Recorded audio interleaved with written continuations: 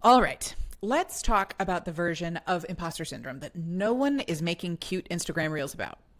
The one that whispers, if they really knew you, they wouldn't love you. Because imposter syndrome doesn't just show up in our careers or our creative work, it shows up in our marriages. And when it does not feel like performance anxiety. It feels like being fundamentally unlovable. This is the quiet fear that your spouse is too good for you, that you somehow slipped through the cracks, that they just haven't discovered yet that you are, in fact, deeply flawed and mildly disappointing. Here's what's actually happening. When imposter syndrome shows up in marriage, it usually isn't about achievement. It's about attachment. Somewhere along the way, love felt conditional for us. Maybe it was subtle, maybe it was overt. Maybe it was praise when you performed well and distance when you didn't. Maybe it was being the good one. Maybe it was learning early that being easy to love meant being low maintenance, impressive, helpful, high achieving. So your nervous system absorbed that message. Love is earned. Love can be lost. If I mess up, I lose connection. Now fast forward to marriage, the most intimate relationship of your life, the place where you are the most seen. Of course the fear spikes here. Because if there is a secret belief inside of you that says, there is something wrong with me, then intimacy feels dangerous. And this is when imposter syndrome starts to manifest.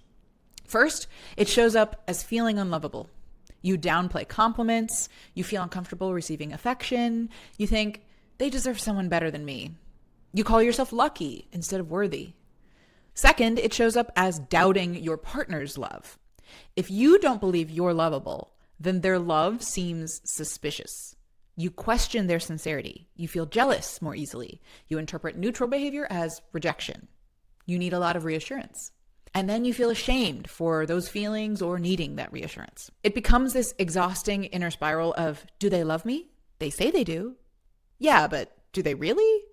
Why do I even need to ask? What is wrong with me? And then the sneakiest one, self-sabotage through hypercriticism. If deep down you believe they're too good for you, your brain will try to restore the balance. Sometimes that means hyper-criticizing yourself, replaying your mistakes, magnifying your flaws, pre-rejecting yourself before they can. If I name all of my shortcomings first, they can't hurt me with them. But sometimes the script flips.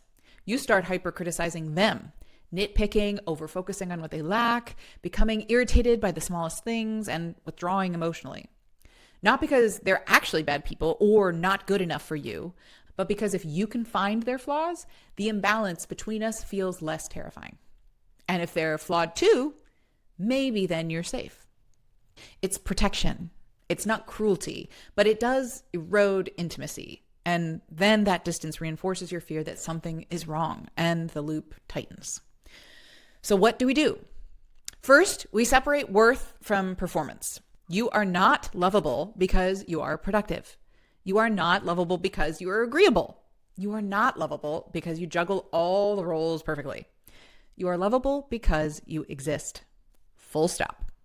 And I know that sounds like a Pinterest quote, but your nervous system does not yet believe it. So we practice. Let the compliments land without deflecting, without immediately returning one, without explaining why they're wrong. Just say thank you and breathe. Second, name the fear out loud. Instead of acting from it, say it. When we argue, I start to fear that you're going to leave. Sometimes I worry I'm not enough for you.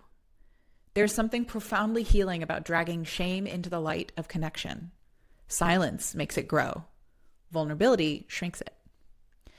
Third, when you feel the urge to criticize yourself or your spouse, pause. Ask, what am I afraid of right now? It is almost never about the dishes. It is almost never about tone. It is about the fear of rejection, fear of not mattering, fear of being exposed. Address the fear, not the surface complaint. Fourth, rebuild your self-concept. Because if your internal identity is, I'm not enough, no amount of reassurance will ever feel permanent. So start gathering evidence, not fantasy affirmations, real evidence. Have you shown up in love? What qualities make you a steady partner? What do you bring that is uniquely yours? Marriage is not lucky or better than. It is two imperfect humans choosing each other. So you are not being tolerated, you are being chosen. And here's the big reframe. Your marriage did not create this wound. It revealed it, which is actually good news because what gets revealed can be healed. And if you ever feel unlovable in your marriage, that does not mean your marriage is broken. It means there's a younger part of you who learned that love was fragile. And now you get to teach your nervous system something new. You get to experience love that survives imperfection. You get to be fully seen and still chosen. And that, my friend, is where imposter syndrome in marriage begins to dissolve. So tell me, please, where does this show up for you most? Is it feeling unlovable, doubting their love, or are you in the criticism loop? Let's talk about it together in the comments, because the more we name it, the less power it has, and the less we feel alone. And with that, we've come to the end of today's episode of the Contentment Creator Podcast, where we've covered imposter syndrome in ourselves, our marriages, our parenthood, and our businesses.